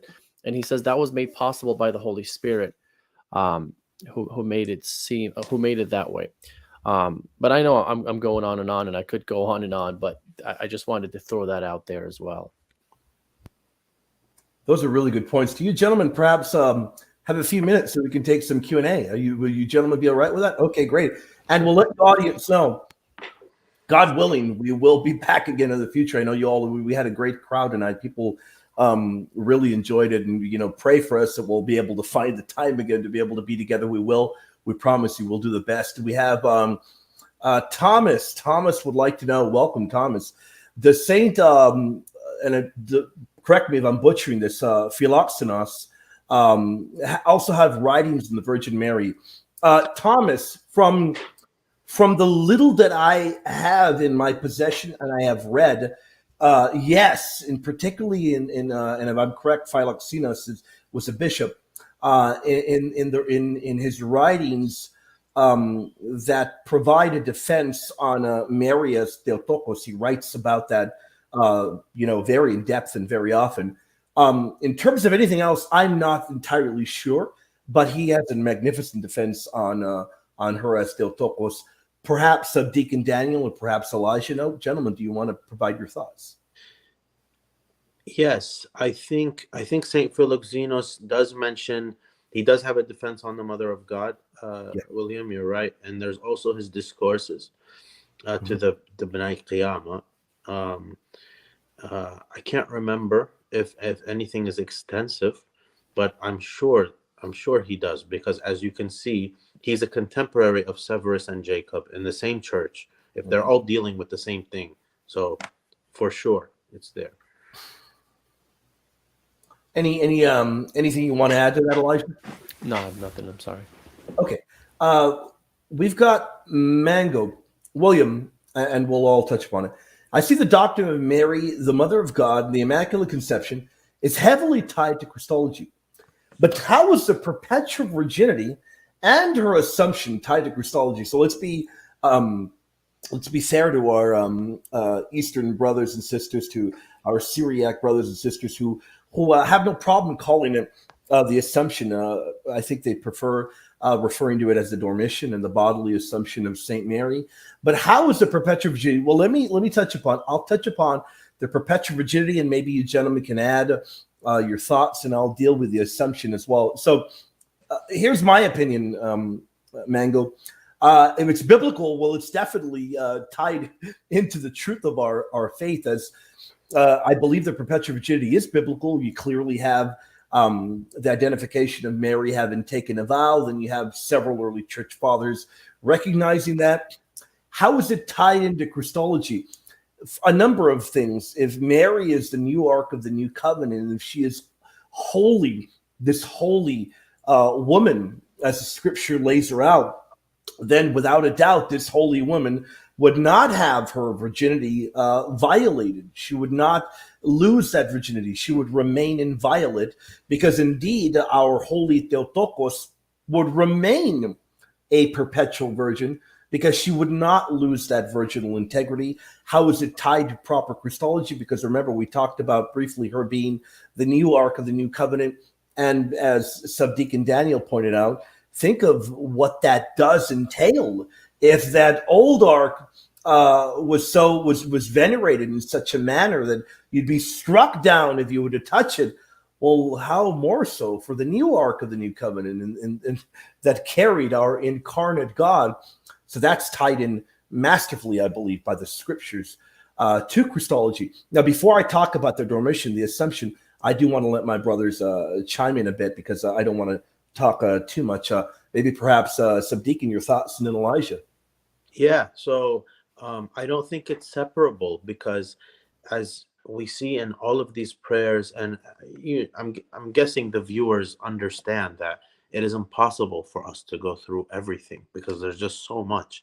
But if you go through them, you will see a lot of phrases like the burning bush, or the chariot, she who was able to contain the one who carries everything. Like these things that her eh, even Saint Ephraim, he has this poem where he's in awe that she didn't burn up, because God himself is in her womb.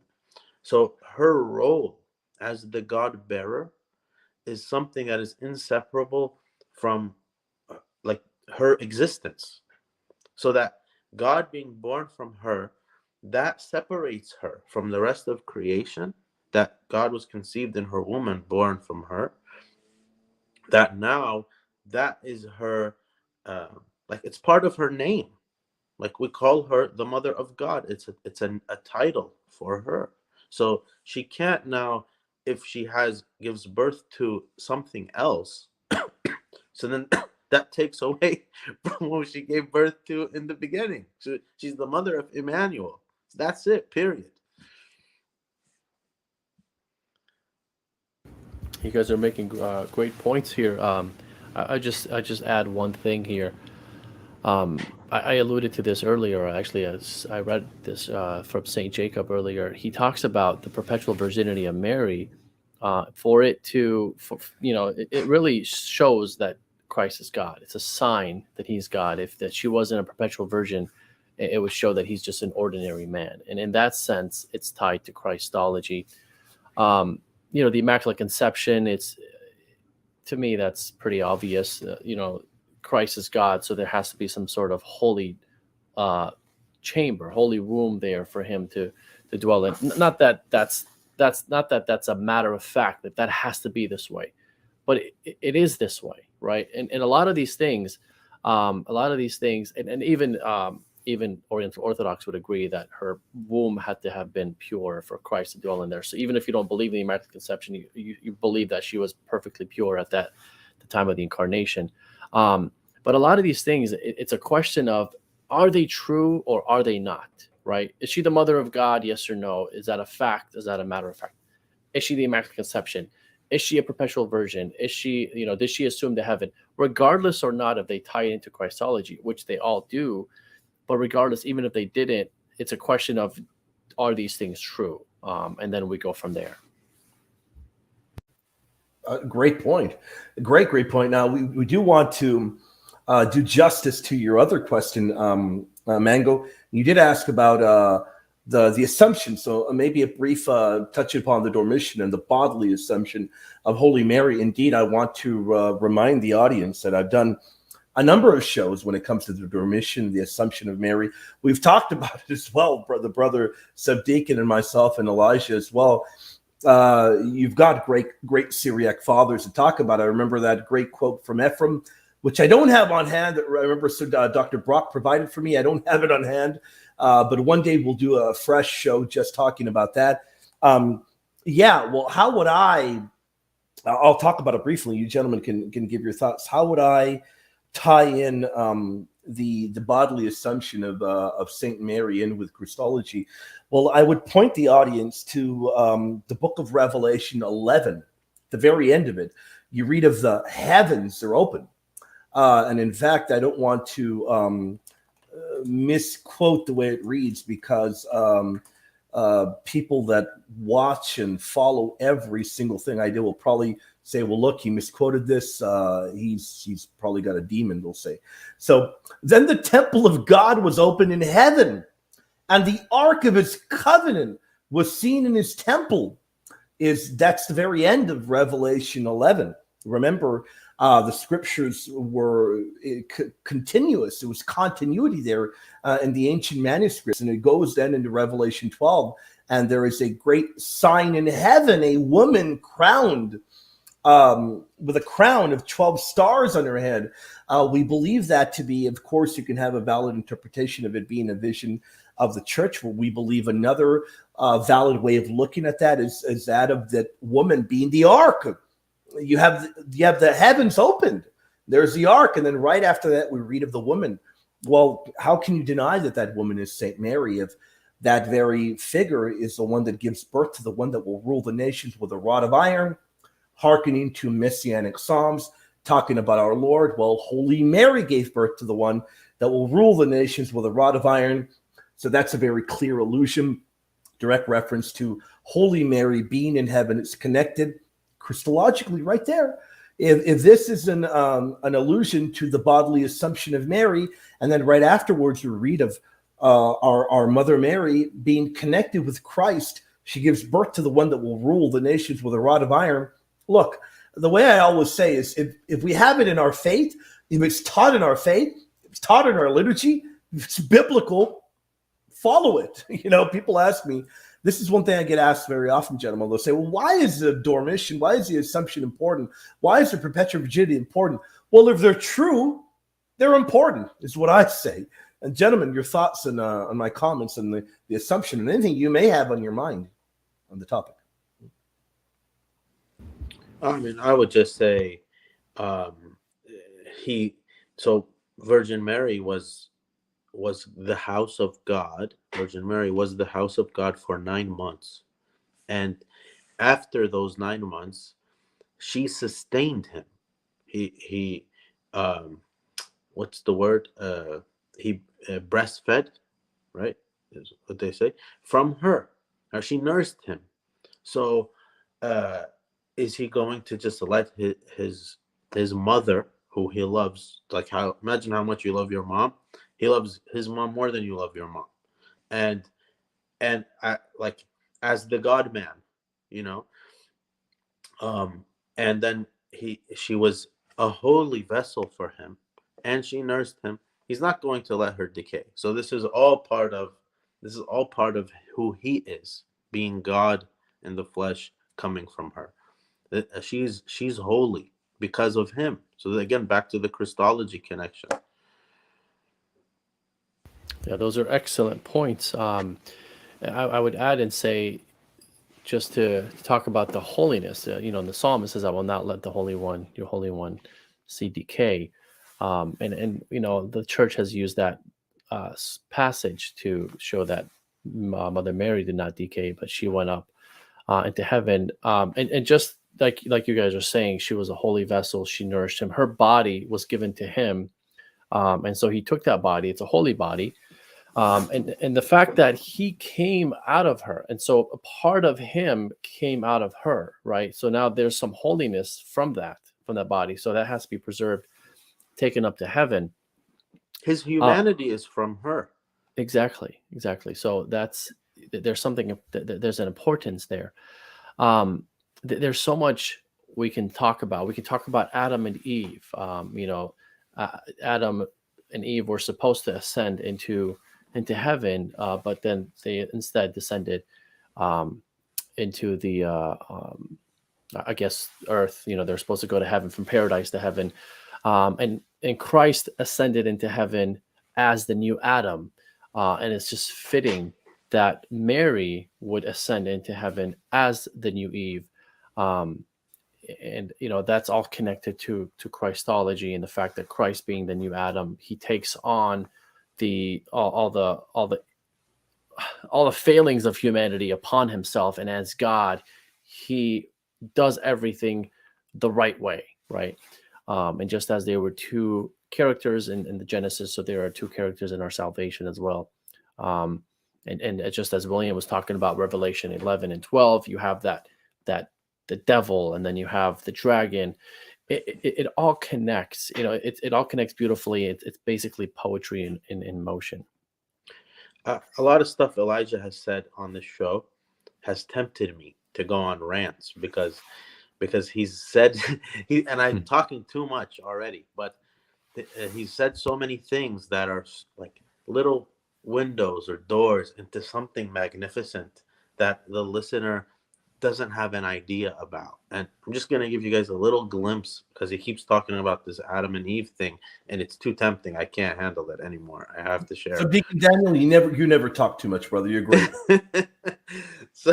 so St. John in his gospel, in the resurrection account, it's not an accident that Mary thinks Jesus is the gardener at first. And I know it was Mary Magdalene in the biblical account. However, the Syriac fathers, being the poets that they are, have a field day with this, making Mary Magdalene now a symbol of the Virgin Mary by her name. So now who you have in the garden? You have Jesus and Mary back in the garden. When? After the resurrection. So it is a type of what's going to happen, that we were restored back into the garden where we were supposed to be because of Christ's resurrection, his death and his resurrection. And when Mary thinks he's the gardener, she's not wrong. He is the gardener. He created everything. He created the Garden of Eden. So now they're back in, and then there's a dialogue. We call them sugiyatha. It's like Jacob has these. Sebastian Brock actually is coming out with this. It's available for pre-order already on Gorgias Press, where Jacob of Saruj, 25 of his Sugiyatha poems, which are dialogue poems of, you have two characters, like imagine like in a play, where it's like scripted. This character says this, the next one says this. So an example of one is Mary and Jesus back and forth in the garden when she's thinking he's the gardener.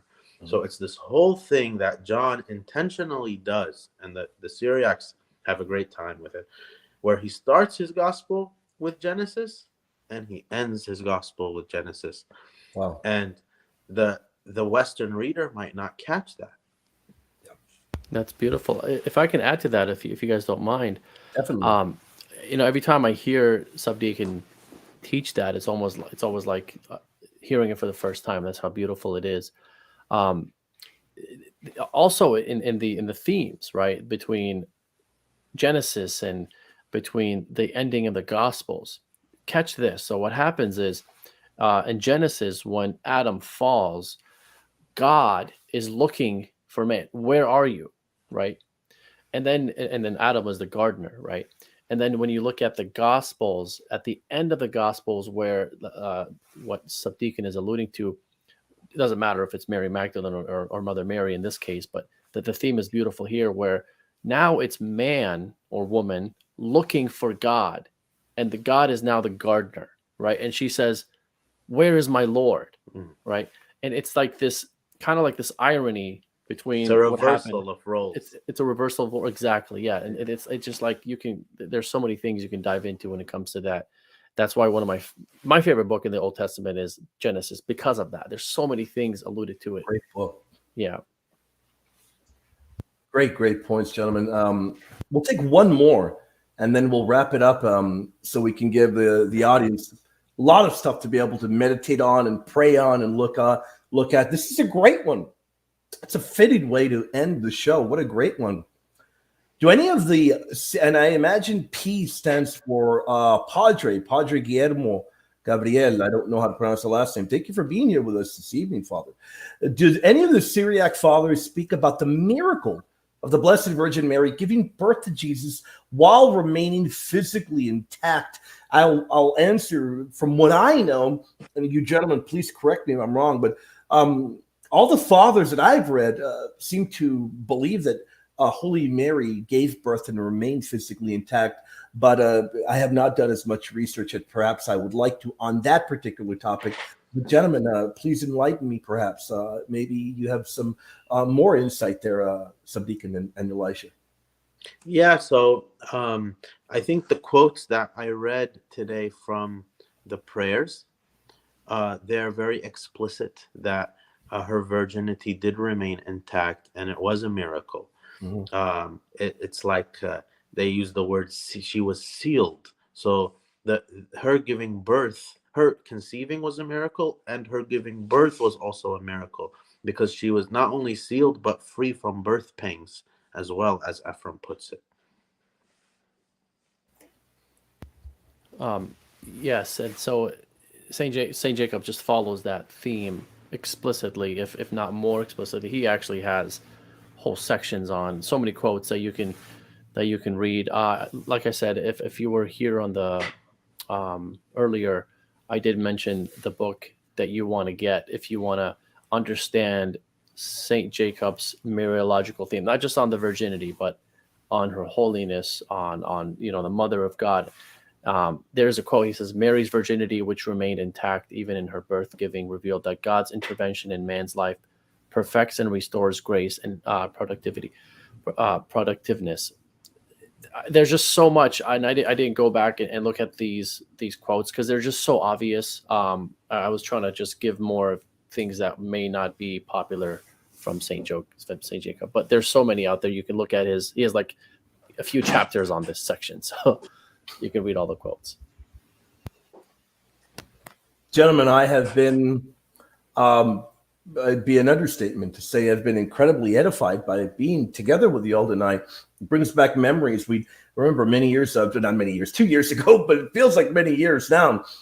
We did multiple shows together. And since then, Subdeacon has just been incredible. His knowledge has grown and grown and grown. Elijah, who I call the Titan because he's a master when it comes to so many different areas. He's done incredible work on the papacy, on Holy Mary. The guy is just magnificent. Subscribe to his channel if you haven't. I'll put a link down there. But before we do wrap up, gentlemen, I've been so edified. I'd like to give both of you all a moment. You working on anything? Do you want to turn people towards something? Or maybe you'll say, you know what, I just would want people to just pray for me, pray for my family.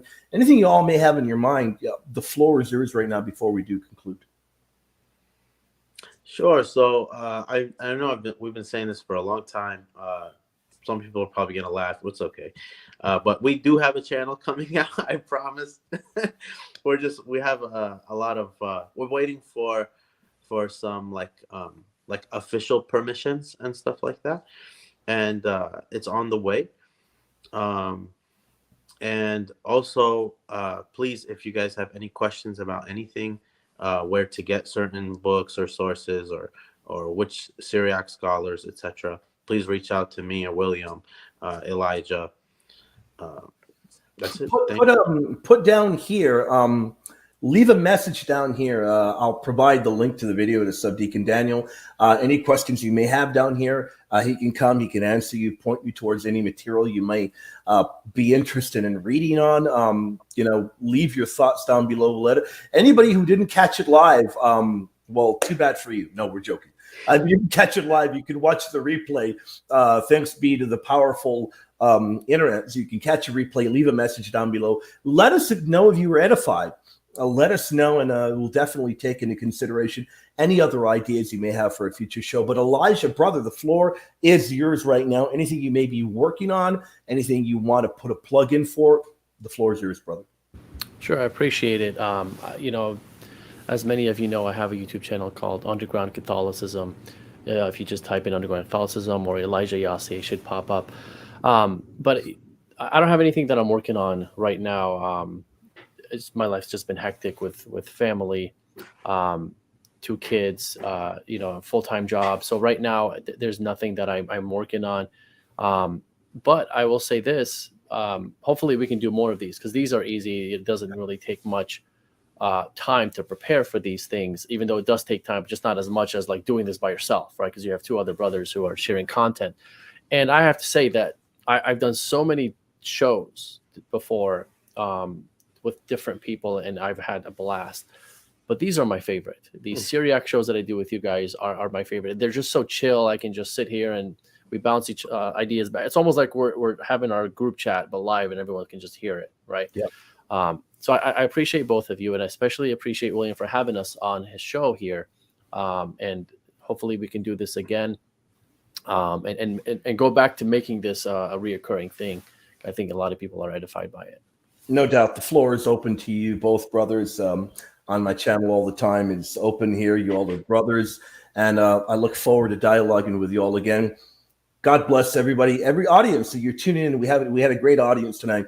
What I've always said, and I'll say it again, the best way you can support all of us is pray for us. Pray for my family. Pray for me. Pray for Subdeacon. Pray for his family, Elijah, his family. Because more than anything, we need prayer. We do, for us to be strengthened and to continue giving you these incredible shows, because we give them to you because we're full of the love for the faith. We love our faith. We love our triune God. We love Holy Mary. Thank you very much for tuning in, everybody. God bless you all, and have a great evening.